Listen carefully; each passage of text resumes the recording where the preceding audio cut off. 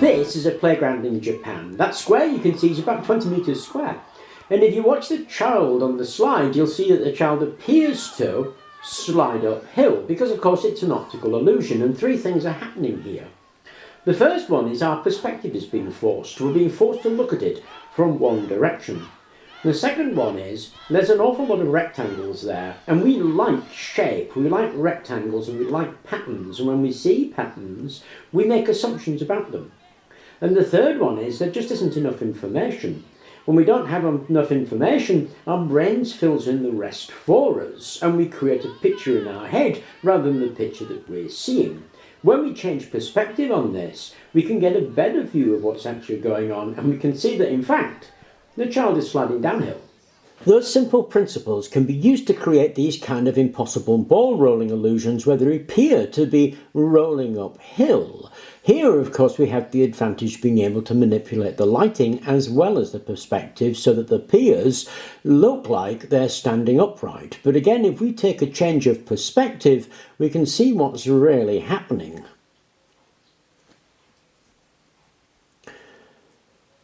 And those piers are anything but upright. But from that view, we see it as upright because our brains fill in the pattern.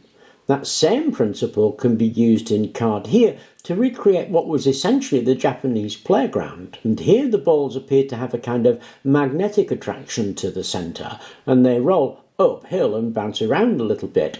But again, if we change perspective on this, we can see that rather than pointing uphill, they in fact point downhill. There's one other I want to show you, just to illustrate there are many ways to skin a cat. This is three slopes all apparently going downhill and the ball rolls. The first way is to stage it properly. The angle of the camera looks like they're straight on, but the whole field is tilted and so you get the illusion. The same thing can be achieved, as you can see this looks the same, but here the angle hasn't been changed. It's a forced perspective from lighting, and in fact they don't slope at all. Now, I love a good illusion in the same way that I love a good magician. They're clever, and when you discover what the trick is, you think, oh, hey, that's really good. And so a good illusion, as long as you know it's a good illusion, is always worth a watch and always very interesting. But of course, this idea of staging things can be used a bit beyond an illusion.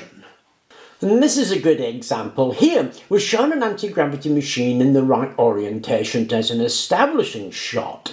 Then we get a clip, and what we're shown now is actually shot upside down and then reversed, so it looks the right way. And of course everything operates in accordance with gravity, but now it looks like the spinning device above is acting as an anti-gravity field. I mean, kudos to the guy for putting so much effort, and there are little glitches in it, but this is a photographic technique that was used in the early days of cinema to show people walking up walls. Of course, when we go into the cinema, nobody believes that Star Wars is real or that Superman can fly, but we willingly suspend our disbelief so we can enjoy the film, and I enjoyed that clip in exactly the same way. I suspended my disbelief and watched his anti-gravity machine, but where it becomes a little more serious is where that willingness to suspend disbelief matches up with the illusion that you're being shown in the hope of something else. And that is something that happens on an awful lot of YouTube videos when it comes to things like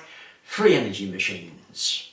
As I have said many times before, free energy researchers fall into two categories. There's that category of genuine people who are out there researching it, hoping to create something for the benefit of all mankind. And then there's that big group of charlatans. All they really want is your click so they can get advertising revenue out of you. And they're basically using illusions in order to be able to do that. Because the thing to ask really is how do you differentiate the two? Now, in my mind, there's a whole group of experience that we have. It's very true that we don't know everything, but we have a whole group of experience of things that we know to be true. Those are the kind of things that are every day. You put hot water into a cup, it doesn't explode. You sit down on your sofa, it won't fall into powder. Just those everyday things that you are aware of. And when you're watching these videos or thinking about these things, how willing are you being to suspend your disbelief about what you already know to be true? That would be a good guide to separating out who it is that's just after your clickbait. Now, I obviously get asked a lot to look into a lot of free energy devices, and I don't do it. I don't do it because most of them are somewhat obviously an illusion. And as I said before, I really enjoy a good illusion, especially when it's explained to me, especially when I can see how that illusion is working, and especially when somebody tells me it's an illusion right from the start. I get a bit offended if somebody tries to pull the wool over my eyes. Anyway, I thought I would share that with you, particularly the earlier optical illusions, which I just thought were cool. I hope you enjoyed the video. Thank you very much for watching, and please do remember to like and subscribe.